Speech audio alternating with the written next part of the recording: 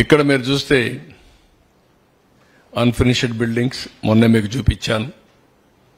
Cost విపరీతంగా పెరిగింది ఇన్ఫ్రాస్ట్రక్చర్కి, కంప్లీషన్కి. Credit ratings Amaravati bonds అయితే 1 అవర్లో మొత్తం అప్పుడు 2000 కోట్లు అనుకుంటాను, 1 అవర్లో వచ్చింది. అలాంటిది ఇప్పుడు రేటింగ్ కూడా కింద మేము రేటింగ్ కూడా ఇచ్చాం.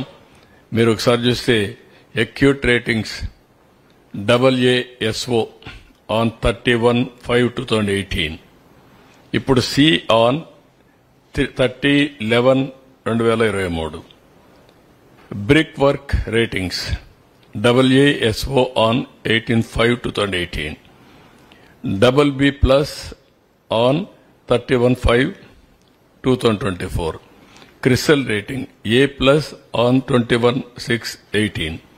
ఇది BB+ CE ఆన్ 15/5/2024. మొత్తం ఆల్ రేటింగ్స్ పడిపోయారు. What is the advantage of rating? Credibility. Credibility వల్ల, కాన్ఫిడెన్స్ వల్ల ఇచ్చేవాడు కూడా డబ్బులు పెట్టుబడి పెడతారు, తక్కువ ఇంట్రెస్ట్ రేట్ కూడా ఇచ్చే పరిస్థితి వస్తుంది. ఇన్వెస్టర్స్ లో దెబ్బతిన్నాం, బ్రాండ్ ఇమేజ్ పోయింది. రాజధాని లేకుండా 3 రాజధానులు ఆడుతూ 10 ఏళ్లుగా రాజధాని లేకుండా పోయే పరిస్థితి వచ్చింది. Pride and self respect scatter అయిపోయింది.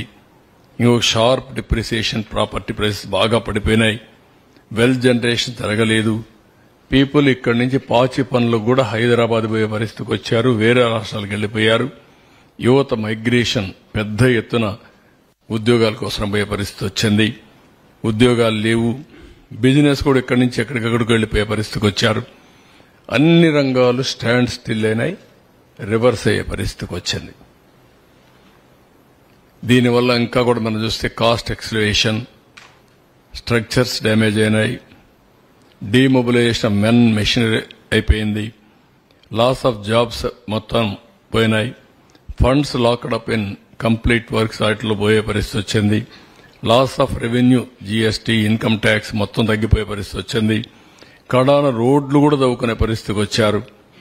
ఇలాంటివన్నీ స్ట్రక్చర్స్ కూడా స్టెబిలిటీ దెబ్బతినే పరిస్థితి వస్తూ ఉంది వీళ్ళు చేసిన అరాచక పనుల వల్ల.